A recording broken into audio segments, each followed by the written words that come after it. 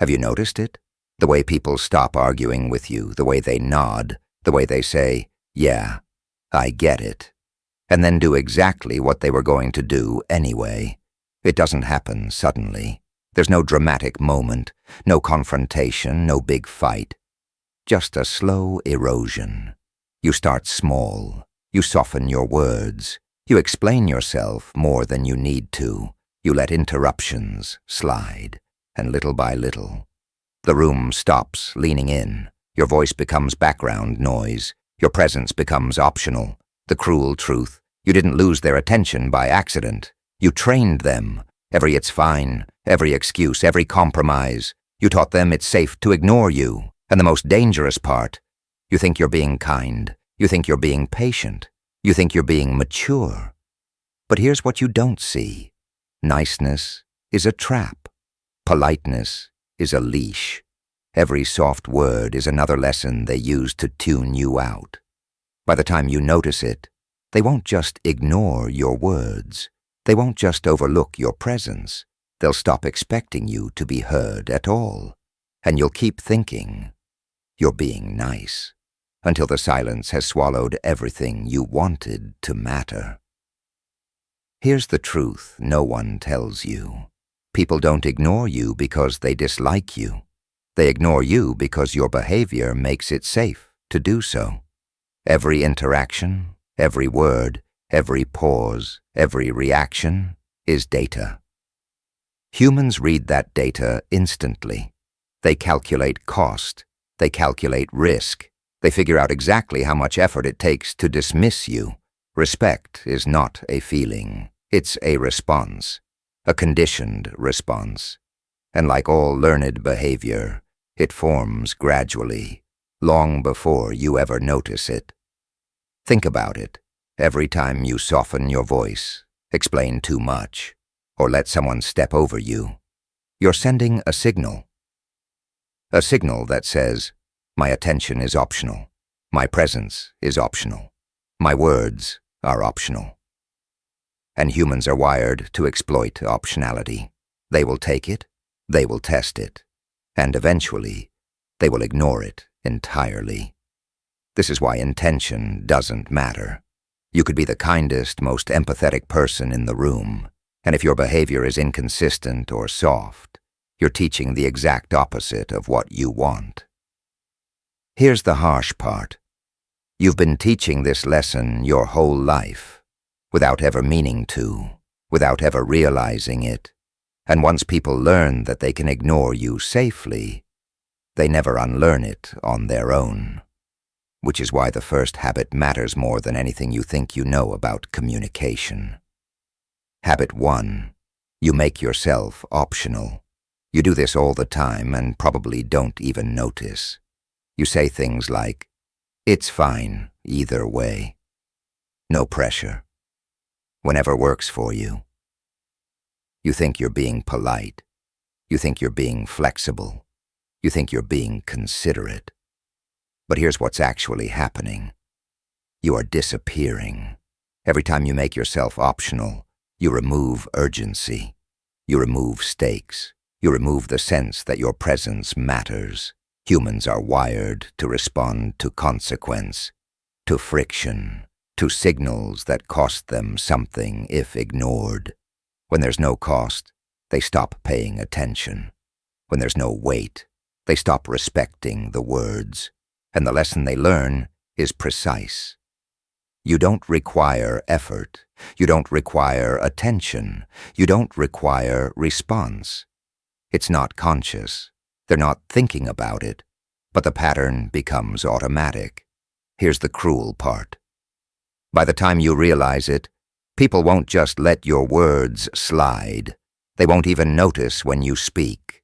You've trained them to tune you out. And the irony? You thought you were being nice. Niceness doesn't protect you. It erases you. And this is only the first step. Because once you've made yourself optional, everything else, over-explaining, letting people interrupt, never pushing back, builds on top of it. You didn't just disappear from the conversation. You trained the room to stop needing you. Habit 2. You over-explain everything. This one sneaks up on people. You think explaining more makes you understood. You think context builds trust. You think disclaimers protect you. But here's the ugly truth. Over-explaining doesn't clarify. It signals doubt. It signals weakness. It tells everyone listening that your words are optional. When you justify every point, soften every statement, and give endless context, people don't hear you. They filter you out. Humans respond to confidence, not uncertainty. They respond to concise signals that demand attention. Anything else? Ignored. And here's the part most people never realize. Every time you explain too much, you're reinforcing the idea that your voice isn't critical, that your opinion can be postponed, that your presence isn't necessary. It's subtle, almost invisible, but the effect is brutal. They start to interrupt more. They start to tune out faster. They stop waiting for your words to land. By the time you notice it, it's too late. You've trained them to ignore the very thing you're trying to teach. The cruel irony. You think over-explaining is being kind. You think it's being thorough. You think it shows care. It does none of those things. All it does is shrink you in their mind, make you optional, make you invisible. And it only gets worse if you pair it with the next habit, letting people talk over you without pausing. Because when words aren't concise and presence isn't defended, people stop listening entirely. Habit 3. You let people talk over you. This one is brutal, because it feels invisible until it's too late. You sit there, they interrupt. They scroll through their phone. They start a new topic mid-sentence. And you? You keep talking. You finish your point anyway. You don't pause. You don't call it out. You think you're being patient. You think you're being mature. You think you're being polite. But here's what you're really doing. You're teaching them a lesson. A precise, unspoken lesson. My words don't require full attention. My presence doesn't demand respect. My ideas can be postponed without consequence. Humans are wired to optimize effort. If ignoring you is safe, predictable, and consequence-free, they will do it every time. And the pattern forms quietly. First it's small, a glance away, a distracted nod, then it grows. Interruptions become normal. Half-listening becomes expected. Eventually, complete disregard feels acceptable. By the time you notice, it's automatic. Your presence is background noise. Your words pass through the room without impact. And the cruel irony? You thought being polite would earn respect. It doesn't. It erases it.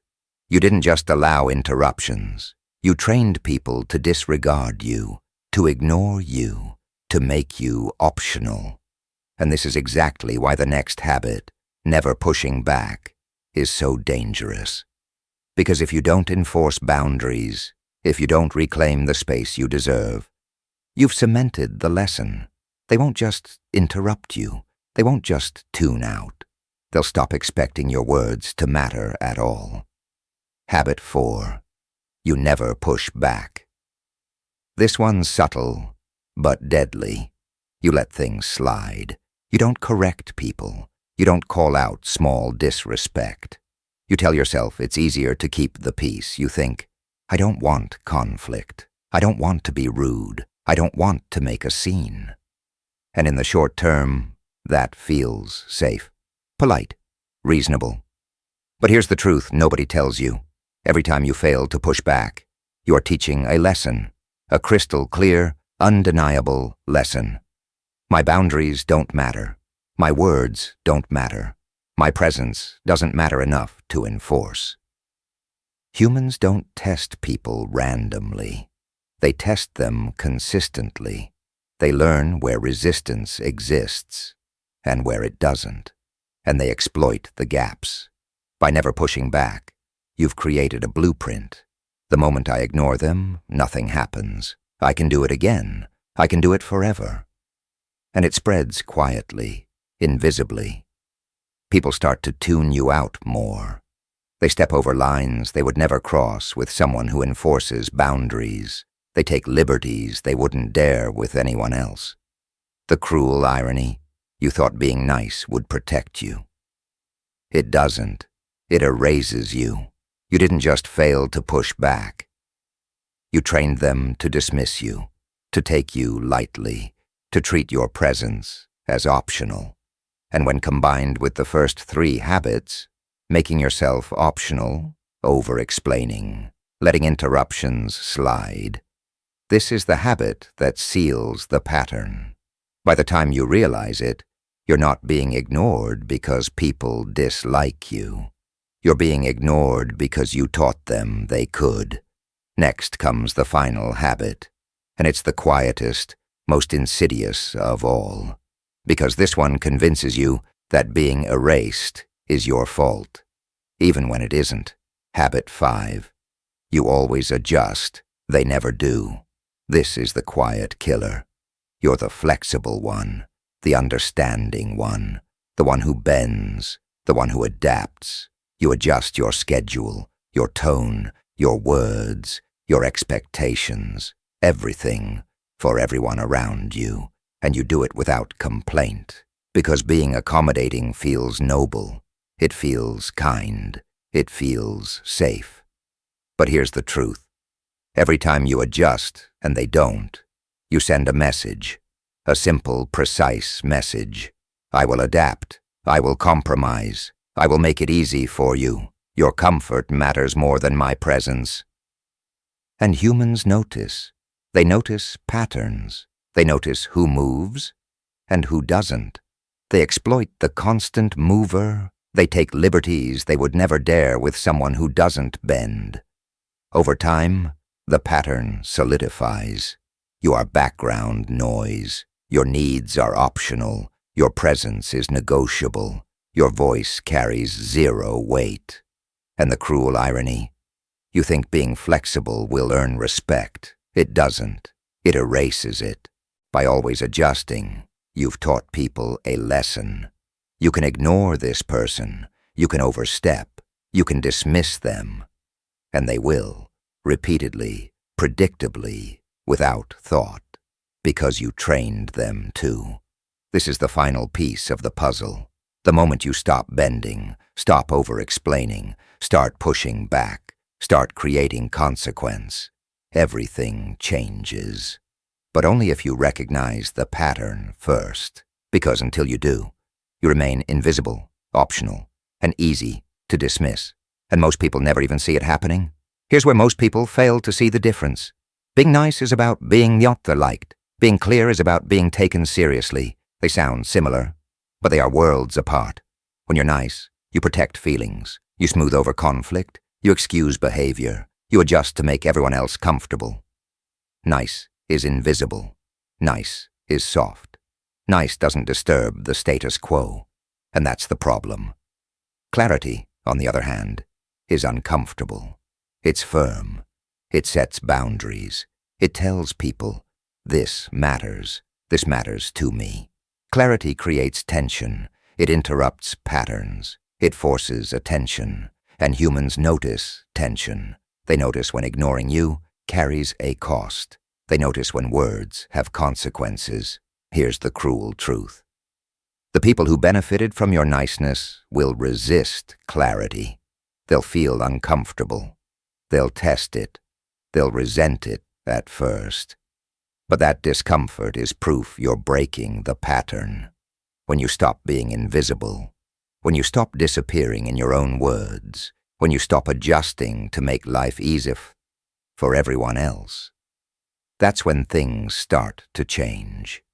Being clear isn't rude. Being clear isn't mean. It's the simplest, most effective way to reclaim presence, attention, and respect. Because once you shift from nice to clear, you stop training people to ignore you. You start training them to pay attention. And that is the difference between being optional and being unavoidable. So what to do instead? Here's the truth. This isn't about being liked. It isn't about being polite. It isn't about being nice. It's about being taken seriously. It's about reclaiming the attention and respect you've spent years training people to ignore. Step 1. Say it once and mean it. Stop padding statements with "if that's okay" or "whenever works for you." State it clearly. Mean it. Leave it. When you say, could you maybe get back to me when you have time? You're teaching people your words are optional. When you say, I need your answer by 3 p.m., you create urgency. You create consequence. You force attention. Every softened word, every hesitant phrasing trains people that ignoring you is safe. Every clear, decisive word forces them to reconsider. It signals that your presence and your needs carry weight. Step 2. Stop over-explaining. Confidence isn't a story, it isn't a long explanation, it's a statement. When you say, I think this might work because of X, Y, Z, and maybe also, you reveal doubt. You invite hesitation. You shrink your presence. When you say this is the approach we're taking, it works. You draw a line. You set the standard. You make people notice. The more you explain, the more you train people that your voice is negotiable. The more precise you are, the more unavoidable you become. Clarity is your weapon. Over-explaining is your surrender. Step 3. Pause when interrupted. Silence is uncomfortable, and discomfort is attention. When someone cuts you off mid-sentence, don't finish. Don't rush. Don't smooth over the interruption. Stop. Let them feel it. Let the room feel it. Let the tension settle.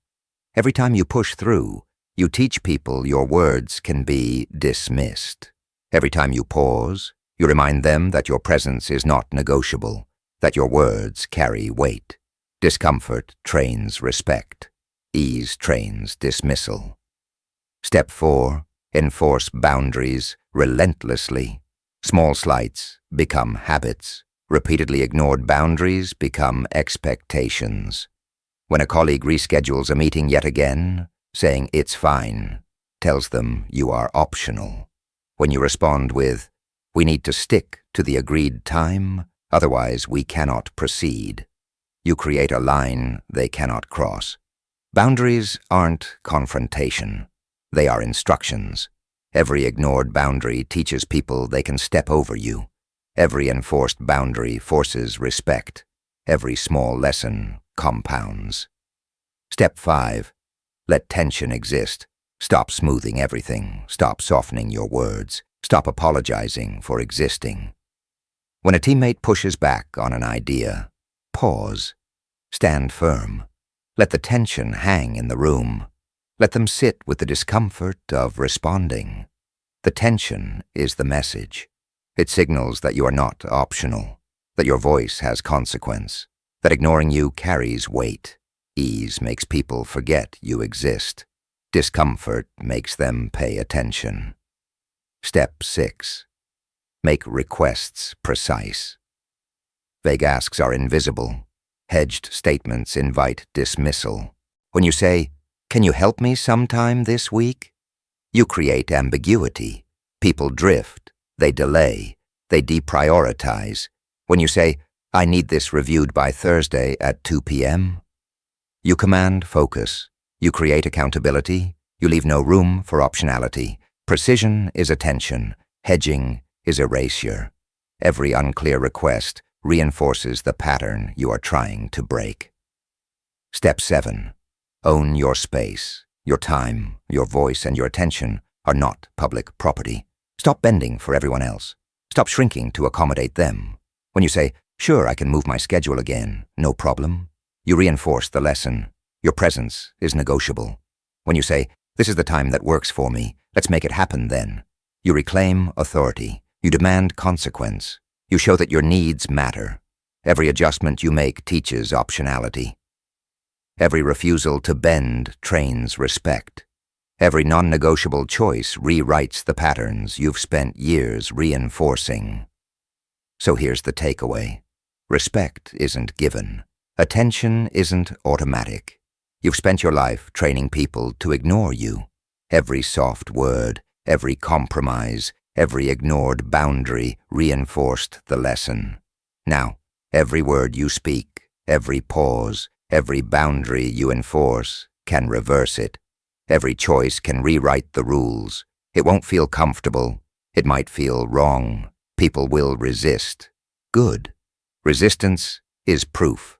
Discomfort is the signal your presence finally matters. And the moment the pattern breaks, everything changes. Look at the pattern clearly now. Every soft word, every compromise, every ignored boundary, every moment you bent to make life easier for everyone else. You trained them.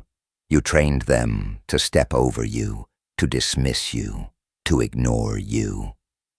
And the cruel part? You did it thinking you were being kind, thinking you were being patient, thinking you were being mature. But here's the truth. Kindness without consequence isn't kindness. Politeness without clarity isn't virtue. Patience without boundaries isn't strength. It's erasure. Slow, silent, relentless. And it doesn't matter if you didn't notice it.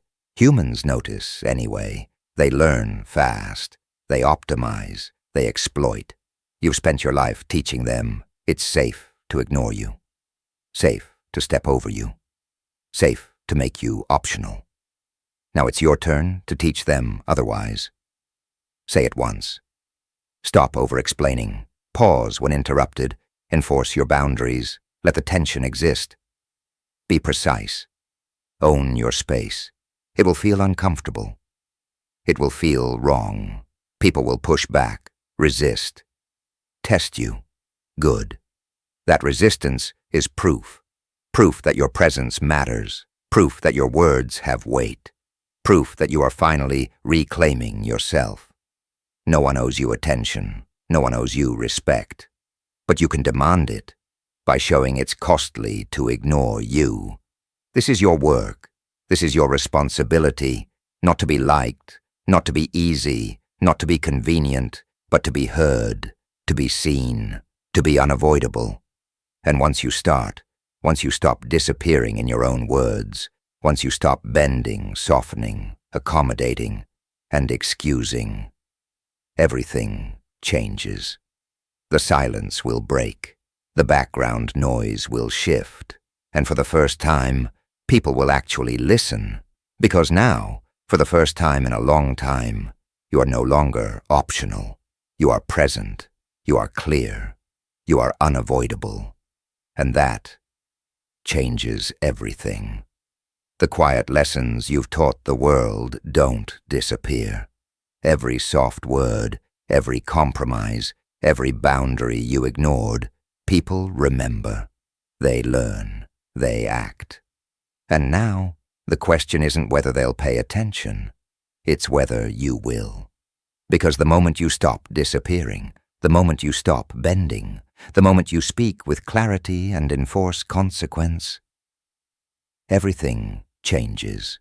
You are no longer optional. You are no longer background noise. You are present. You are seen. You are unavoidable. But it isn't a gift. It's work. It's consistency. It's discipline. Every choice you make teaches people how to treat you. Every word, every pause, every boundary sets the standard. So pay attention.